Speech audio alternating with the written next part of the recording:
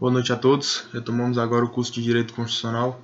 Na última aula estávamos falando a respeito da vinculação dos poderes públicos aos direitos fundamentais.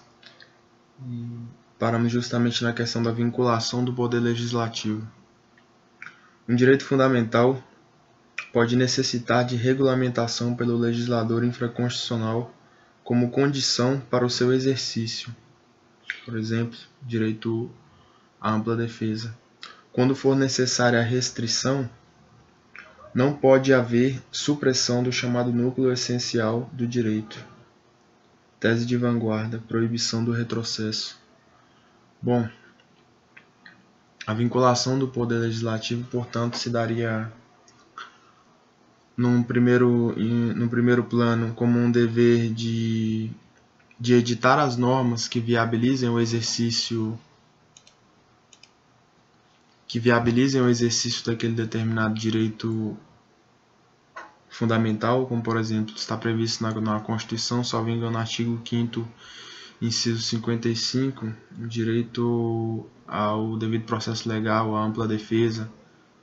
Não me recordo agora a dicção literal do dispositivo, mas em suma está previsto ali o direito à ampla defesa dos processos judiciais e administrativos. Para que essa ampla defesa possa ser de fato exercida pelo particular, o legislador deve também estabelecer os meios de exercício, quer dizer, a procedimentalização dessa ampla defesa e desse devido processo legal. Esse seria um primeiro dever do legislador relacionado à vinculação com os direitos fundamentais, o dever de normatizar ou de, na expressão do Gilmar Mendes, de conformar determinados direitos fundamentais. Em outro campo, quando for autorizada, por exemplo, uma restrição ao exercício de determinado direito fundamental, como acontece, por exemplo, na questão das profissões, que podem ser objeto de regulamentação e, por conseguinte, de limitação de exercício, né? A atuação restritiva do legislador, regulamentadora do legislador, ela não pode suprimir o chamado núcleo essencial do direito. No caso do direito de profissão, seria a liberdade profissional. Então, o estabelecimento dessas restrições, ela teria que guardar uma certa razoabilidade e uma congruência com a função social daquela profissão, com o exercício rígido e benéfico daquela profissão, né? Não poderia ser uma restrição desarrazoada que fosse sem justificativa suprimir o direito de liberdade de exercício de profissão, né? E uma tese de vanguarda, né, na doutrina é a tese da proibição do retrocesso, quer dizer que uma vez estabelecida, uma vez conformada uma determinada garantia, estabelecido um determinado direito à prestação, uma determinada abstenção do poder público, não se poderia retroceder no que eles chamam de conquista, né? Esse direito, uma vez dado, não poderia ser suprimido, só se poderia caminhar adiante no sentido de conferir mais direitos ao cidadão, né? Uma crítica particular minha é o seguinte: esses direitos, eles têm que ser garantidos por alguém, né? Quem é esse alguém? É o Estado, né? Para que ele possa garantir esses direitos, ele tem que ter poder, né? Poder, a gente pode dizer, garantia dos meios, vamos dizer, um poder econômico para poder prover isso aí. Em primeiro lugar, poder econômico, e de onde ele vai tirar esse dinheiro? Dos cidadãos, né? No segundo plano, o poder militar, o poder de matar, o monopólio da força, né? Então, quanto maior o número de direitos, quer dizer, maior o número de serviços que o Estado tem que prestar, o maior número de garantias que ele tem que fornecer ao cidadão, mais poderoso o Estado vai ser, né? Quanto mais poderoso o Estado for, maior a possibilidade, em tese, de ele ser também abusivo. E caso ele seja corrupto, maior vai ser o dano proporcionado por essa corrupção do Estado, né? Então, querer mais direitos significa necessariamente o agigantamento do Estado, né? E aí, se o agigantamento do Estado é bom ou ruim, é uma questão extremamente controversa, né? Mas o nexo fundamental é esse. Você quer mais direitos? Bom, esses direitos vão ter que ser prestados por alguém. Esse alguém é o Estado. Então, quanto mais prestações, quanto mais coisas ele tem que te garantir, mais poderoso ele tem que ser. Então, a maior concentração de poder, né? O poder sai da mão do cidadão e passa para o Estado, né? Se isso é bom ou ruim, aí há diversas linhas de pensamento. Uma outra limitação, um conceituário dessa vinculação do poder legislativo aos direitos fundamentais é a impossibilidade de supressão das cláusulas pétreas, né? Seria uma outra forma de vinculação do poder legislativo. 5.5.2 Vinculação do poder executivo. A atividade discricionária da administração deve estar balizada pelos direitos fundamentais, em especial na interpretação e aplicação de cláusulas gerais e conceitos jurídicos indeterminados. Vou fazer uma pausa aqui. Bom, continuando. A atividade discricionária da administração deve estar balizada pelos direitos fundamentais, em especial na interpretação e aplicação de cláusulas gerais e conceitos jurídicos indeterminados. Bom, então a administração, que é regida pelo princípio da legalidade estrita, quer dizer, só pode fazer aquilo que é permitido, aquilo que é autorizado pela lei, quando ela se deparar com um conceito jurídico determinado, com uma cláusula geral, como, por exemplo, razoabilidade, boa-fé, justa causa, né? São exemplos de cláusulas gerais. Ela deve sempre interpretar essas cláusulas gerais à luz dos direitos e garantias fundamentais do cidadão, né? Sempre no sentido da preservação do direito à vida, preservação da liberdade, né? E etc. Polêmica. Não cabe descumprimento da lei pelo Executivo sob a alegação de ser inconstitucional. Chefe do Executivo é legitimado para ADI. Dever de provocar a autoridade superior. A administração não é órgão de fiscalização da lei, mas de aplicação. Essa ampliação de poderes poderia comprometer o princípio da legalidade, com reflexos negativos na separação de poderes. Jurisprudência. O Tribunal de Contas pode deixar de aplicar determinada lei em caso sob seu exame por entendê-la inconstitucional. Entendimento antigo, pré-88, a ser revisto à luz da situação atual, que ampliou o rol de legitimados da ação direta de inconstitucionalidade. Bom, aqui é o seguinte, existe a previsão de que a administração pode deixar de dar cumprimento no seu âmbito, ali no âmbito administrativo, de uma lei que a administração entende inconstitucional, né?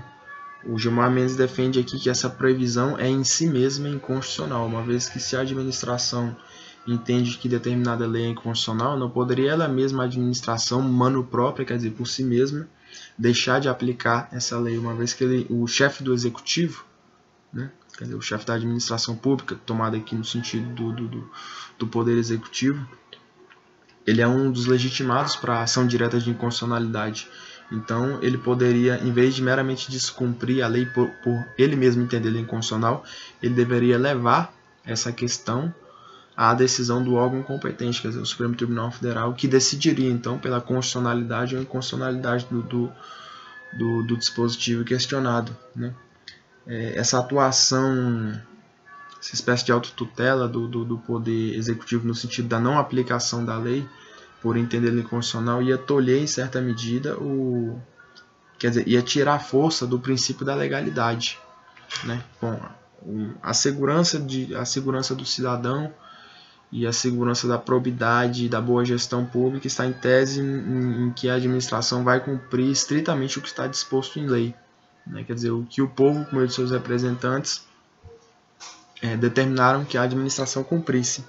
Se ela puder simplesmente não cumprir aquilo que está ali sob a alegação de inconstitucionalidade por si mesma, o princípio da da legalidade restaria esvaziado. Ela não estaria, em última análise, obrigada a seguir o que está na lei, porque ela poderia, a qualquer momento, dizer que aquilo era inconstitucional e que não iria cumprir, né?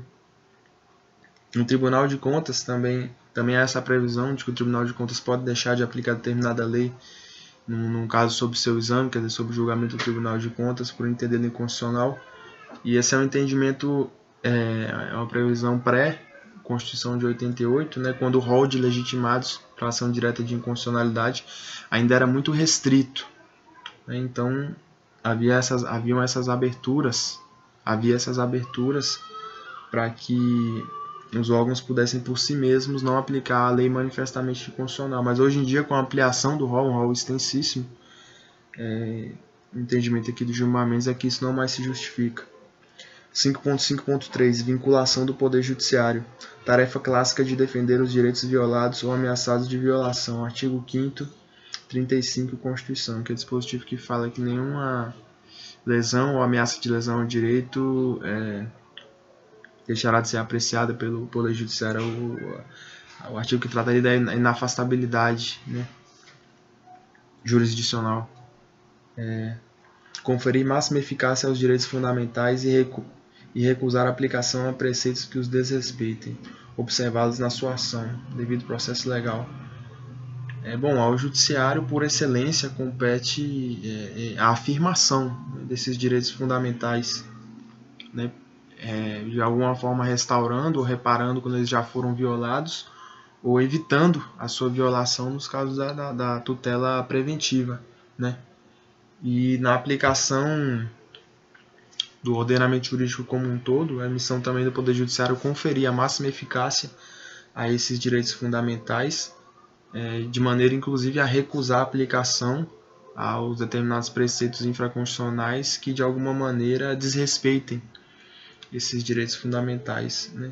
E no ITER, quer dizer, no processo de aplicação dos direitos fundamentais, o Poder Judiciário deve dar concretude a um outro direito fundamental do cidadão, que é o devido processo legal. Então, o próprio procedimento é balizado pelos direitos fundamentais, né? O procedimento de aplicação dos direitos fundamentais é balizado pelos próprios direitos fundamentais. 5.6 Aplicabilidade imediata. A Constituição é obra de um poder de fato e expressão da soberania do povo. Não pode ficar sob a dependência absoluta da intermediação legislativa para sua aplicação. Referência expressa no artigo 5º. Bom, aqui é sobre a aplicabilidade imediata dos dispositivos constitucionais, que está diretamente relacionada à força normativa da Constituição e ao respeito a esse poder de fato que instituiu as bases do ordenamento jurídico, né, que instituiu a Constituição. Nesse sentido, se o legislador infraconstitucional não regulamentasse um determinado preceito, isso não seria, a princípio, um obstáculo para que esse preceito tivesse eficácia e teria eficácia diretamente pelas mãos do juiz, que não poderia simplesmente ignorar aquele mandamento constitucional meramente pela omissão do poder legislativo. Quem trabalha muito bem isso aqui é o Luiz Marinoni, no curso dele de processo civil, que nós estamos ministrando aqui também. Bom, continuando. Normas de índole social usualmente estão condicionadas à ação do legislador, por exemplo, o direito à educação, o que também ocorre com normas de baixa densidade normativa, como a garantia de acesso ao judiciário, a garantia do júri. É necessária atenção à natureza das coisas, elementos mínimos indispensáveis à aplicação, densidade normativa. Deve-se presumir a perfeição da norma, em face do princípio da autoaplicabilidade. Bom, as normas que tratam de prestações do Estado, geralmente, elas dependem, para sua aplicação, em alguma medida, de uma regulamentação, né? Bom, temos direito à educação. Agora, como se efetiva isso na prática, né? O legislador que vai estabelecer, bom, a educação infantil de tal a tal idade vai ser responsabilidade do município, ou do Estado, ou da União, e etc. Está aqui a lei de diretrizes e bases da educação, vão ter que seguir esse currículo aqui, isso vai ser regulamentado por tal e por tal órgão, vai ser uniformizado ou não vai ser uniformizado. Quer dizer, simplesmente falar direito à educação não te permite entender como é que isso vai se dar de fato na prática, né?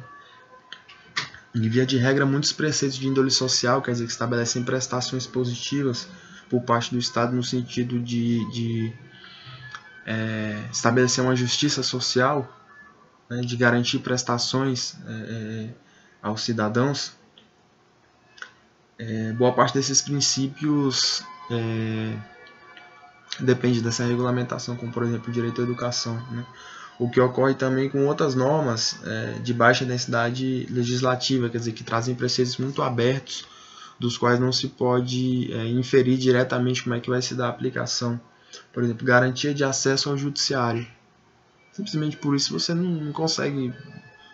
quer dizer, é necessário o estabelecimento de um procedimento, né? Aí o Código de Processo Civil, o Código de Processo Penal, etc., a lei de gratuidade de justiça e coisa e tal, né? Isso aí tudo está regulamentando, na verdade, são decorrências lógicas, em certa medida, desse direito fundamental. A garantia do júri, o cara simplesmente fala júri, tá, o que é isso? Né? Aí vem o Código de Processo Penal ali e estabelece, não, o júri é assim, assim, assim, o rito dele é tal e tal e tal, tem a pronúncia, tem aqui a plenária, tem as alegações finais e etc., obedecendo, quer dizer, conformando a garantia constitucional já expressa na Constituição. E ele aponta que é necessária atenção à natureza das coisas, elementos mínimos indispensáveis à aplicação, densidade normativa. É um direito totalmente aberto, né? Como por exemplo, uma previsão, na verdade, totalmente aberta. Simplesmente fala acesso ao judiciário, né? Disso, aí o sujeito vai invocar esse direito subjetivo. Não, eu tenho um direito subjetivo de acesso ao judiciário. Bom, mas como é que isso se dá? Né? Tem determinados preceitos que são por demais abertos e abstratos e que necessitam dessa densificação normativa por parte do legislador para aplicar, ou então de um esforço imaginativo muito grande do juiz para conceber uma possibilidade de aplicação daquilo ali, e o que em tese esbarraria até no princípio da separação de poderes, mas é uma solução que tem sido aplicada recorrentemente pelo Poder Judiciário, de modo a não tornar as garantias de direitos fundamentais letra morta na Constituição, quer dizer, dispositivos inaplicáveis, justamente em razão dessa não densificação normativa, que incumbiria, em primeiro lugar, o Poder Legislativo, né? E outra coisa, deve-se presumir a perfeição da norma, quer dizer, tá ali eu quero até ler aqui, deixa eu acessar aqui a Constituição Federal, que no artigo 5º, agora me falha a memória se é no caput ou num parágrafo, num dos parágrafos, ele fala que esses direitos têm aplicabilidade imediata e etc, que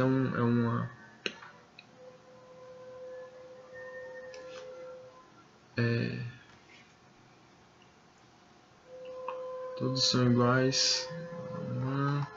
Aí tem aquele rol enorme, né?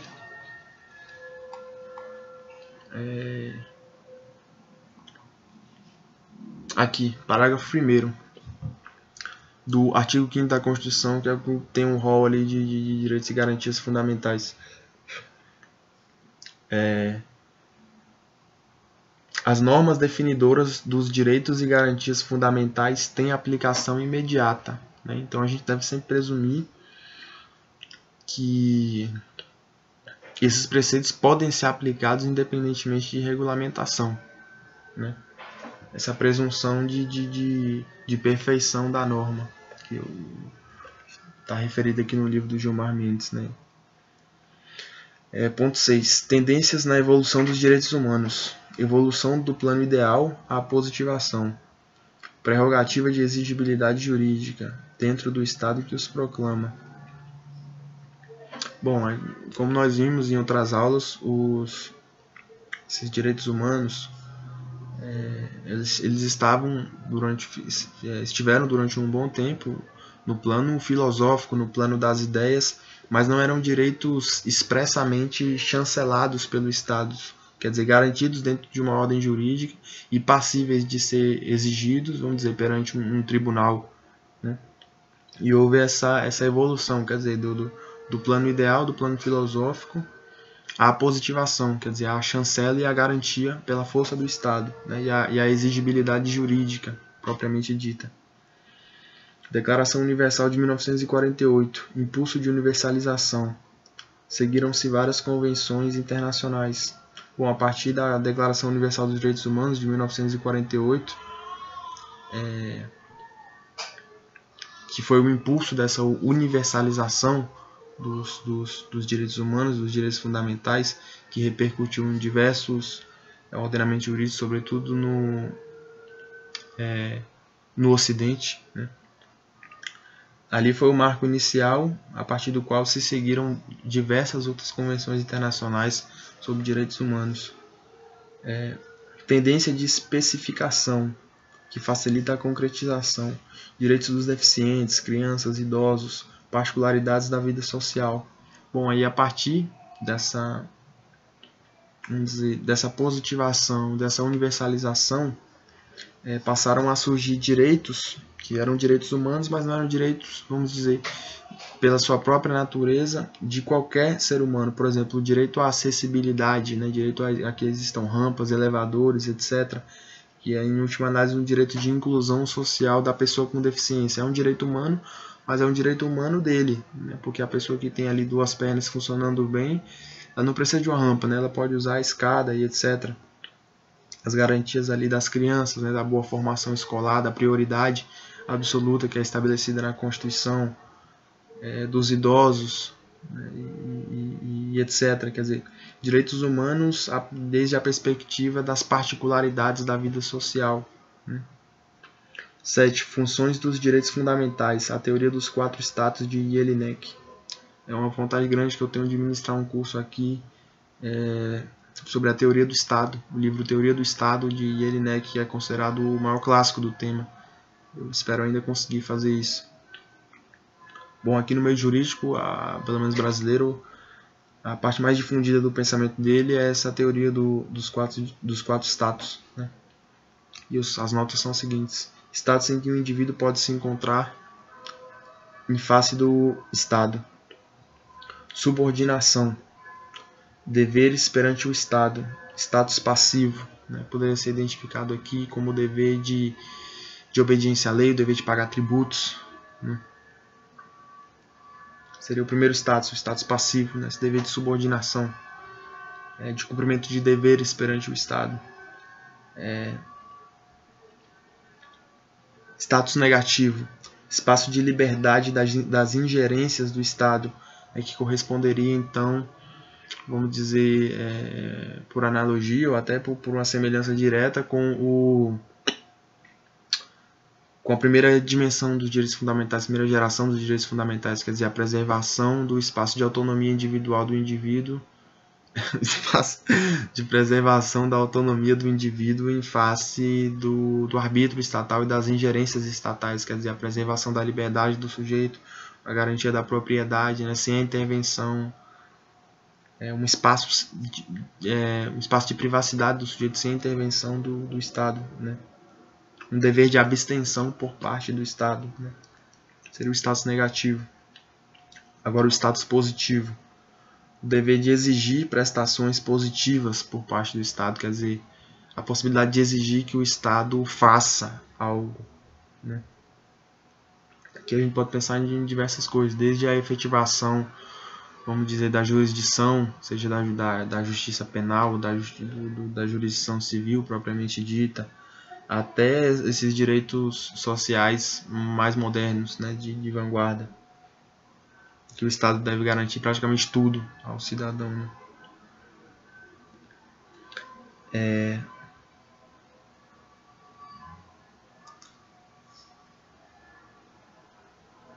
Aí, meus caros, eu anotei um negócio errado aqui. Vou ter que verificar, porque eu nomeei esse último status aqui de status positivo também, que era a possibilidade de influência na formação da vontade do Estado, que corresponde aos direitos políticos, quer dizer, a possibilidade de votar e ser votado, a possibilidade de participar da estrutura e da organização do Estado, seria um quarto status, mas eu nomeei ele de positivo também, então um dos dois não é positivo, tem outra nomenclatura que eu vou verificar agora aqui, e já vou corrigir.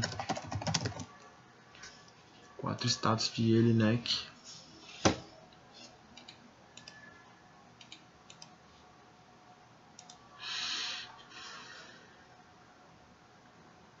Bom, é o status passivo.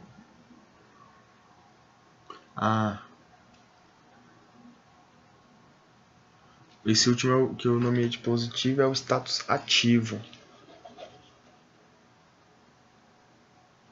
Correção a tempo. Status ativo.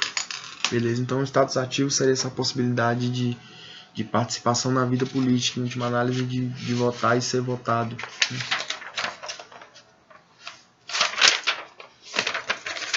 Vamos concluir aqui. Ou fechar, né? 25 minutos. Acho que está razoável. Na próxima aula nós vamos tratar então dos direitos de defesa, direitos à prestação e direitos de participação. Boa noite a todos. Obrigado pela atenção.